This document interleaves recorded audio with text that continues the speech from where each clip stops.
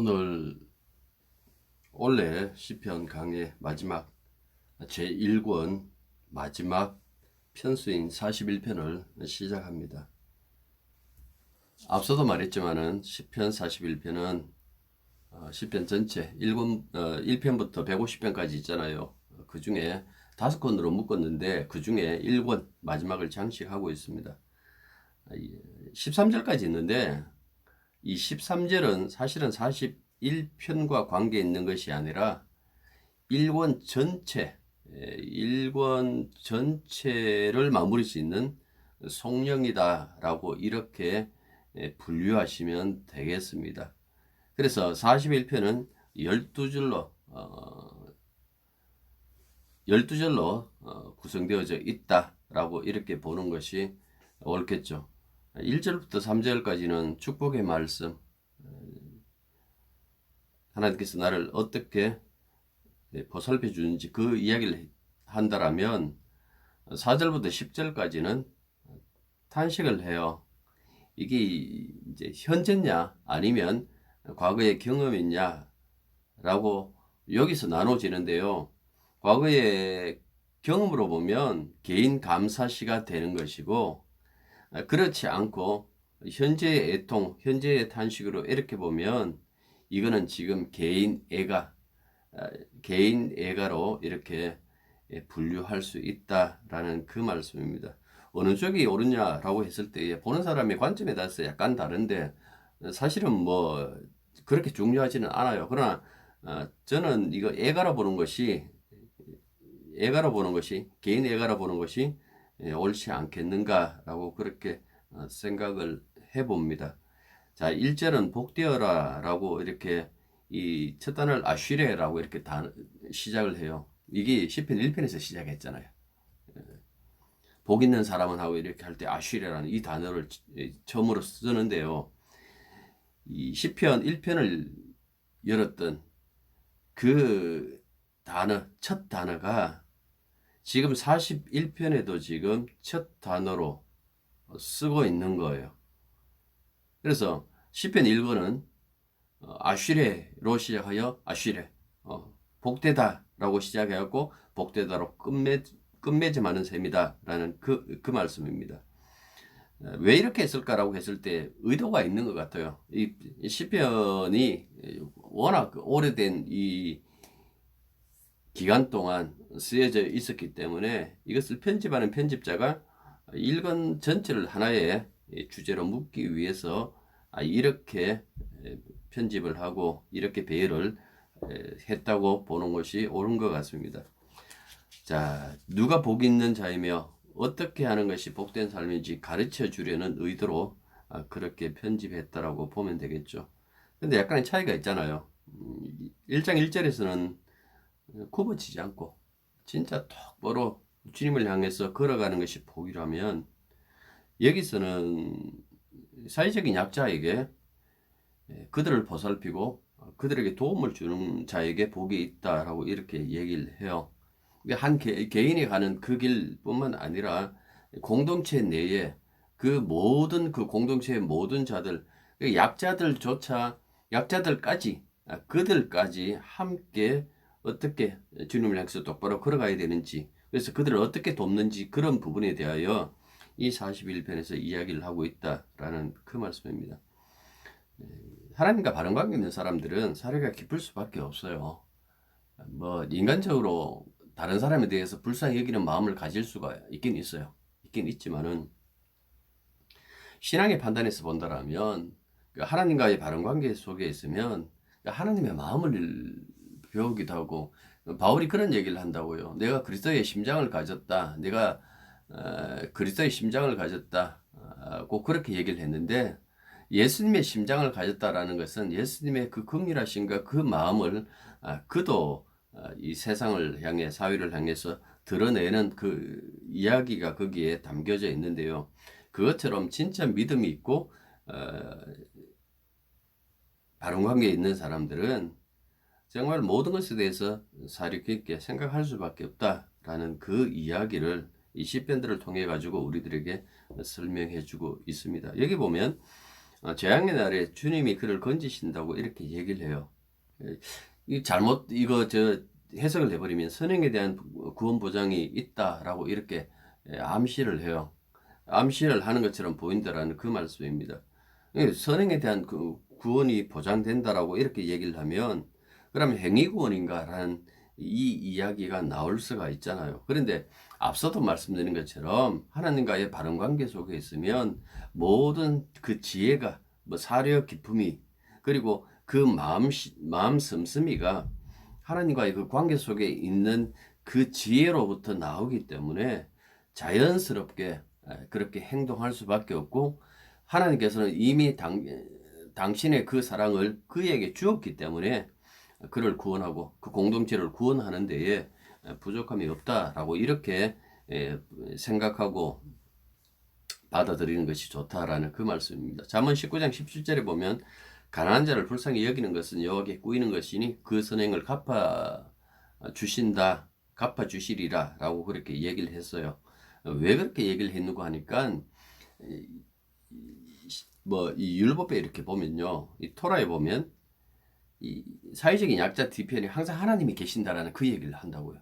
그 가난한 자 뒤편에, 고아와 과부의 뒤편에 내가 그들의 보호자로 고엘로 내가 그들 뒤편에 항상 있기 때문에 그들을 건드리는 것이 곧 나를 건드리는 것이고, 그들이 부르짖으면 내가 그들의 부르짖음을 듣고 내가 너희들을 징벌하겠다라고 분명히 말씀하고 있기 때문에 그렇다라는 그 말씀입니다. 그렇기 때문에 지금 시인의 이 행동과 하나님의 그 마음이 일치되어져 있는 것이지, 이건 행위 구원으로 해갖고 보십시오. 사람은 착하게 살아야 됩니다. 신앙인은 착하게 이렇게 행동하고 살아야만 하나님께서 구원해 주시고 재앙의 날에 우리를 건져 주신다고 했으니까 우리 다 같이 착하게 삽시다. 굉장히 좋은 말 같은데 사실은 항상 그 얘기를 했잖아요. 우리가 무엇을 해석할 때에 십자가에 달리신 예수님 먼저 생각해야 된다고. 그러니까 그런 부분들을 생각하면서 우리가 다시금 이렇게 보면 이거는 행위 구원을 이야기를 하는 것이 아니라 하나님이 어떤 마음씨로 이 이스라엘 공동체를 이끌고 있는지를 보여주고 있다라는 그 말씀입니다. 약자를 돌보는 그 복에 대해서 이렇게 말하죠. 1장 하반절 보시면 재앙의 날에 주님께서 그를 건지신다라고 이렇게 얘기를 했고, 그 다음에 2절 보시면 2절 상반절에 주님의 보호를 받으면서 살아가는 그 복을 누린다라는 그런 의미로 이렇게 얘기를 해요. 그 다음에 2장 하반절에 보시면 2절 하반절에 보시면 원수의 뜻에 결코 그를 맡기지 않으신다. 누가? 주님이 시인을. 그 다음에 네 번째인데요. 3절에 보시면 그가 병상에 누워있을 때마저 주님이 그를 돌아봐 주시고 고쳐주신다. 야, 지금 이 네 가지인데요. 조영기 씨가 삼박자 축복을 얘기했잖아요. 삼박자 축복을 그렇게 얘기를 했는데, 뭐 구원, 그 다음에 땅에서 잘 되고, 뭐 쉽게 말해서 부자 되고, 그 다음에 건강한 거 그렇게 얘기를 했는데, 여기는 지금 사박자 축복이나 마찬가지다라는 그 말씀입니다. 지금 시인이 이렇게 이 이야기를 하는 것은 하나님께서 궁극적으로 하실 그 일, 그리고 시인이 위기 속에 있을 때에 그가 하나님께 받고자 하는 그 은혜의 복들, 그 복들을 이렇게 펼쳐놓고 있다라고 이렇게 보시면 되겠죠. 자, 4절부터 10절까지가 이제 병상에서의 탄식이에요. 이 7절인데요. 그러니까 하나님께 은총을 간구했던 그 기원이 4절 보시면 은혜를 베풀어 달라고 그렇게 얘기를 해요. 내가 말하기를 여호와여 내게 은혜를 베푸소서라고 이렇게 얘기를 한대요. 은혜를 베풀어 주소서, 또는 긍휼을 베풀어 주소서. 여기서부터 시작을 하죠. 그리고 5절부터 계속해서 그 얘기를 합니다. 그 원수로 인한, 그 원수 같은 친구들로 인한 그 진솔하게 숨김없이 그 부분을 이렇게 토로를 해요. 그리고 그 탄식 끝에 보면 다시 10절 보십시오. 그러하오나 주 여호와여 내게 은혜를 베푸시고 라고 이렇게 얘기를 해요.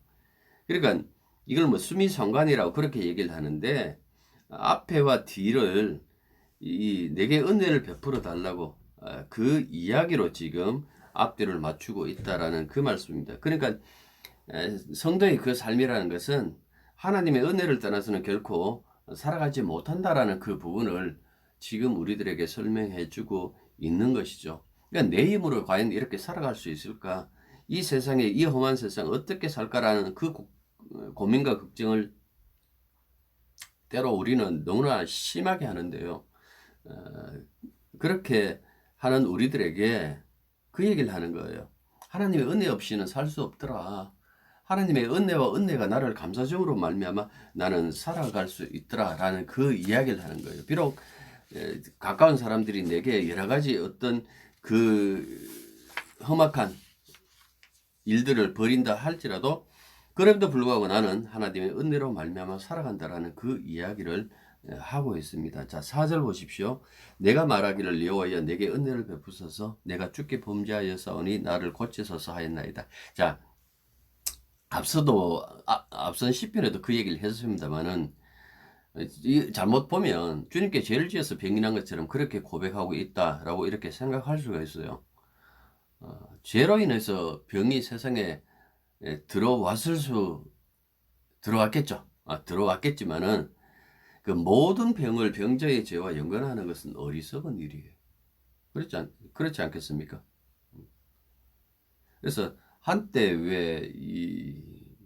지금 워낙 이단들이 많고 오랫동안 김기동 목사가 왜 감기에도 귀신이 붙어 있고 무좀에도 귀신이 붙어 있고 그렇게 얘기를 했잖아요.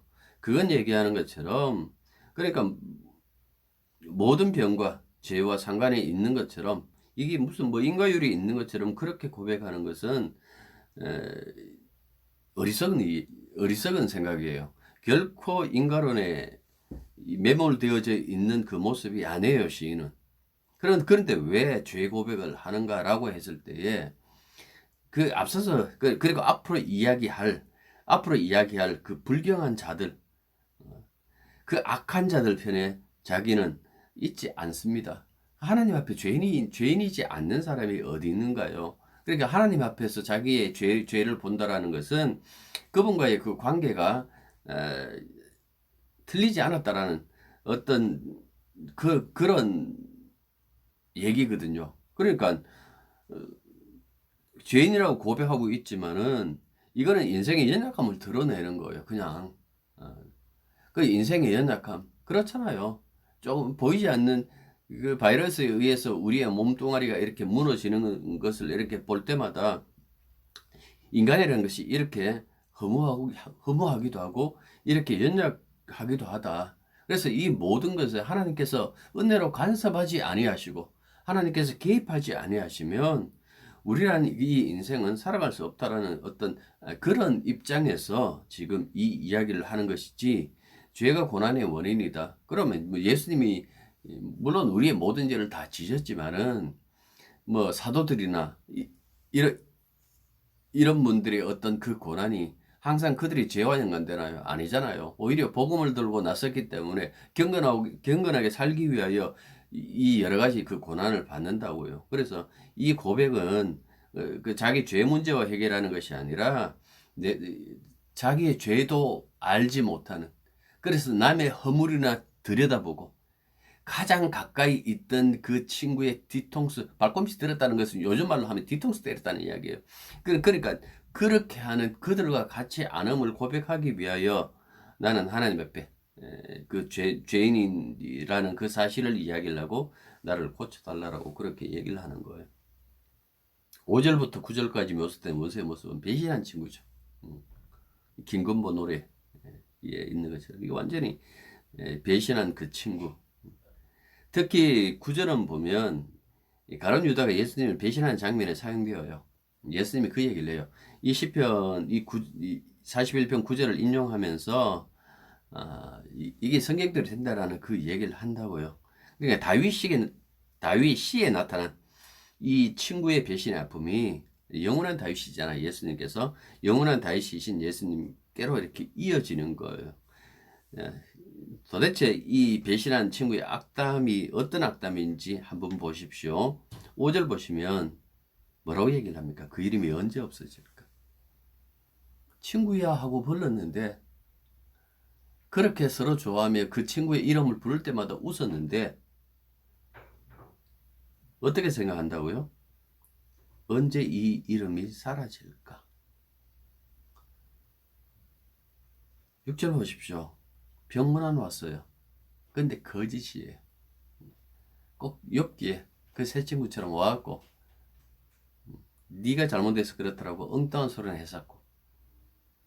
근데 여기 보면 거짓 병문안 아주 밝은 얼굴로 와갖고 그냥 힘들지 않느냐라고 그렇게 얘기를 하며 그 다음에 밖에 나가서 어떻게 합니까? 거짓 소문을 퍼뜨리죠. 야, 걔 안 되겠더라. 내가 지켜보건데 내가 이런 말 저런 말 해봤는데 이게 뭐 신앙인이라 하면서도 전혀 신앙 없는 모습, 그런 모습 보니까 하나님이 치신 것 같아. 뭐 이렇게 거짓 소문을 퍼뜨린다라는 그 말씀입니다. 그래서 7절 보시면 이어지죠. 험담을 계속해서 늘어놓는 거예요. 그 인간 안 되겠더라. 8절 보십시오. 그래서 결론적으로 스스로 이 배신한 친구들이 이렇게 얘기를 합니다. 이제 다시 일어서지 못할 것이다. 가 죽을 거라. 다시 집 밖으로 침대 밑으로 못 내려올 거야. 그러니까 시인의 마음이 상할 수밖에 없죠. 한 밥상에서 같이 먹을 만큼 사이가 좋았던 친구조차 자신에게 배신을 때렸다 하고 지금 단식하고 있는 거예요. 가룟 유다가 3년 동안 예수님과 함께 그 한 밥상에서 밥 먹고 결국 마지막에도 그 밥상 앞에서 사라지잖아요. 예. 예수님께서 네 할 일 하라고 보내버린다고요. 그러니까 이 이야기를 가만히 이렇게 지켜보시면 결국 시인이 겪었던 이 이야기가 그냥 우리 개인의 이야기, 시인의 이야기로 끝나는 것이 아니라 결국 메시아에게 연결되어서 어떻게 메시아가 배신당하는지. 뭐 가룟 유다만 배신했습니까? 베드로는요. 3번이나 저주하잖아요. 3번이나 이거 부인하면서 예수를 저주까지 한다고요. 그렇게 돌아서는 어떤 그 모습도 둘이 눈이 마주쳤다라는 것. 물론 베드로가 밖에 나가서 슬피 울었지만은 그때 눈이 마주쳤을 때에 그 흔들리는 이 베드로의 눈동자와 처음부터 내가 그렇게 얘기하지 않겠냐라고 담담하게 보시는 그 예수님의 그 눈동자 서로 마주쳤을 때의 그 모습들을 가만히 생각해 보십시오.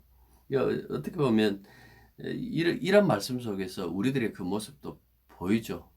나는 신앙이 정말 대단한 것처럼 나는 다른 사람처럼 그렇게 살지 않는 것처럼 그렇게 말하면서도 결국 궁극적으로 돌아보면 그렇지 않는 모습이 너무나 자주 보이는 나의 그 모습들, 거기에 우리의 그 흔들리는 모습들을 여기서처럼 드러낼 수밖에 없다라는 그 말씀입니다. 여기 보시면 9절에 보면 그의 발꿈치를 들었나이다. 나를 대적하여 그의 발꿈치를 들었나이다. 이 수고는요. 구약성경에 여기에 딱 한 번 나와요. 그리고 예수님이 한 번 인용하시고.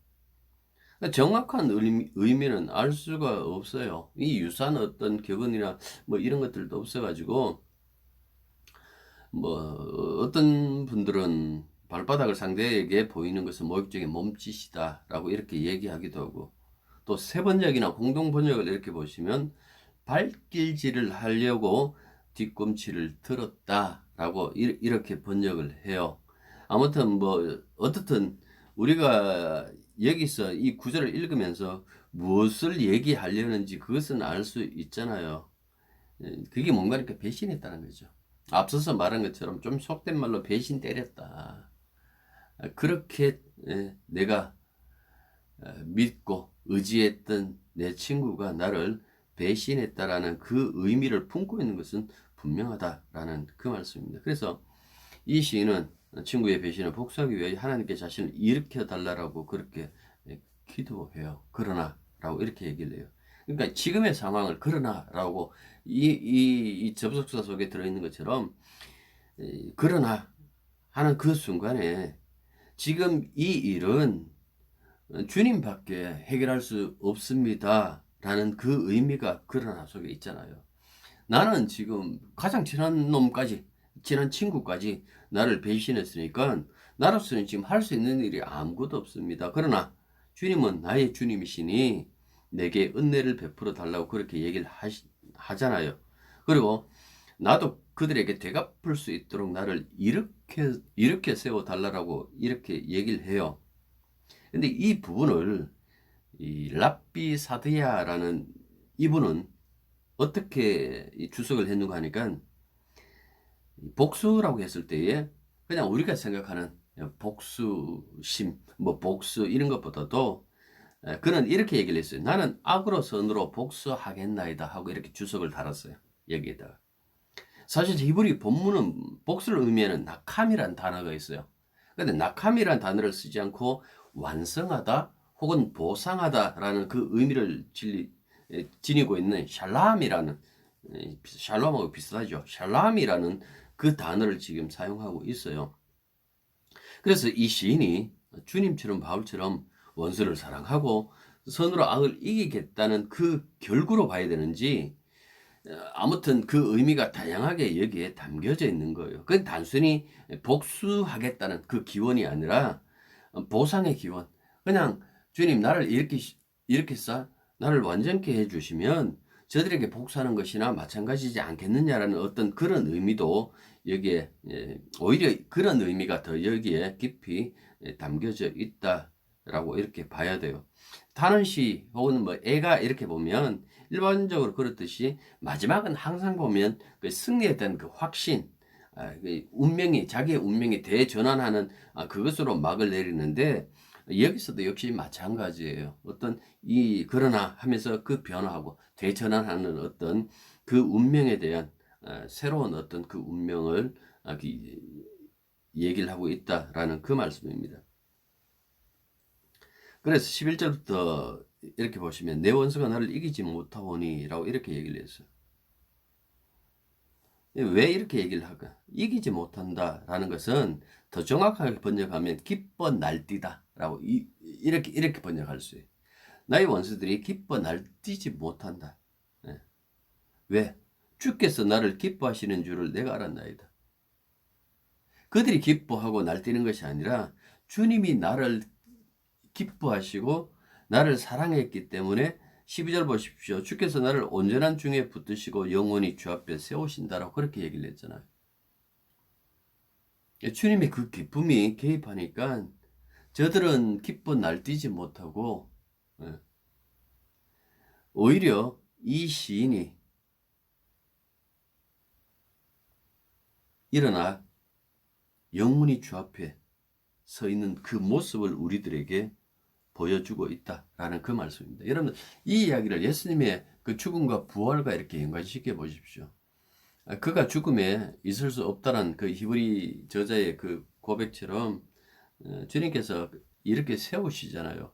그리고 시편 110편에 있는 것처럼 내 우편에 앉으라, 네 원수를 발등상 삼기까지 내 우편에 앉아 계시라 라고 그렇게 말씀했는데, 이 다윗의 시가 중심이에요. 1권이 대부분 다윗이 썼든 아니면 다윗에게 바쳤든 간에 이 다윗의 시와 연관되어져 있는데, 이것이 마지막까지 예수님과의 그 관계 속에서 우리가 살펴본다면 주님의 부활, 그리고 그분의 발날에 모두를 다 무릎 꿇게 만드신 하나님의 그 역사하심, 하나님이 얼마나 당신의 아들을 사랑하시는지 그걸 통해서 보여주셨다라는 그 말씀입니다. 우리가 그리스도 예수 안에서의 삶을 이렇게 살아갈 때에 우리의 삶의 그 현실 그 자체는 굉장히 힘들 수도 있고 믿음으로 인하여 여러 가지 일들을 당할 수가 있어요. 그러나 주님이 겪으셨고 주님이 결국 궁극적으로 주의 자리에 앉으셔서 이 우주를 통치하고 계신다면, 그의 몸에 속하고 우리 교회잖아요. 그에게 속한 우리들의 그 마지막 모습도 역시 마찬가지겠죠. 주와 함께 하나님 앞에 영원히 서 있는 어떤 그런 모습들을 생각한다라면, 우리는 이 시인의 그 슬픈 노래도 그 슬픔으로 끝나는 것이 아니라 궁극적으로는 결국 기쁨과 영원한 그 즐거움으로 마친다라는 그 사실을 안다라면 결국 1편부터 41편까지 그 길이 뭡니까? 그냥 가라. 그냥 똑바로 가라. 딴 데 눈길 돌리지 말라. 그냥 주님 바라보고 천성 바라보고 십자가 바라보고 그냥 꾸준히 걸어가다 보면 뭐 별일 다 겪겠지만은 결국 궁극적으로는 그 길밖에 없더라. 주님 앞에 우리가 영원히 주님이 우리를 붙드심으로 말미암아 주님 주 앞에 우리를 영원히 세워주시고 우리가 주의 영광을 누리게 그렇게 하시더라라는 그 이야기를 시인은 우리들에게 해주고 있는 거예요. 13절 보시면 이스라엘의 하나님 여호와를 영원부터 영원까지 송축할지로다. 아멘 아멘 하고 이렇게 얘기를 해요. 영원부터 영원까지 시간을 잴 수 있는 것 아니고 우리들이 어떤 이 행복이라는 것이 굉장히 짧잖아요. 무엇을 구해도 그렇고 무엇을 얻어도 그렇고 우리들의 인생도 그 영혼이라는 거기에 갖다 붙여 놓으면 뭐 점도 안 되잖아요. 점도 안 되는 그 짧은 기간 동안 살아가면서 이 땅의 그 짧은 것 붙잡으려고 영원한 것을 놓치는 그런 어리석은 그 사람들처럼 살 것이 아니라 영원한 세계에 이미 발 담그고 있기 때문에 그 세계의 사람들답게 정말 이 땅에서 주님의 사랑으로 살아가는 것, 그것이 옳은 길이 아닌가 하고 시편의 저자는 우리들에게 그렇게 교훈하고 있는 겁니다. 자, 이것으로 올해 시편 강의는 마치겠습니다. 자, 기도합니다. 한 해 동안 시편을 들여다봤습니다. 그 속에 담겨져 있는 시인 개인의 이야기가 아니라 하나님의 사랑 이야기, 하나님의 은총 이야기, 하나님의 고난 이야기, 그런 부분들을 우리가 생각하고 우리에게 오신 하나님이신 주 예수 그리스도의 그 고난과 부활 그리고 주 되심을 항상 마음속에 담아두고 살아가는 자로서 이 시편을 들여다볼 때마다 주님 생각하고 이 시편을 읽을 때마다 주께서 어떻게 우리를 사랑하시고 고난 속에서 어떻게 하나님께서 그를 세우셨는지에 대한 그 생각을 우리가 잊지 않게 해 주시옵소서. 그래서 영원토록 오직 주님만 바라보고 믿음으로 살아갈 수 있는 그런 저희들 되게 도와주시옵소서. 예수님 이름으로 기도드립니다. 아멘.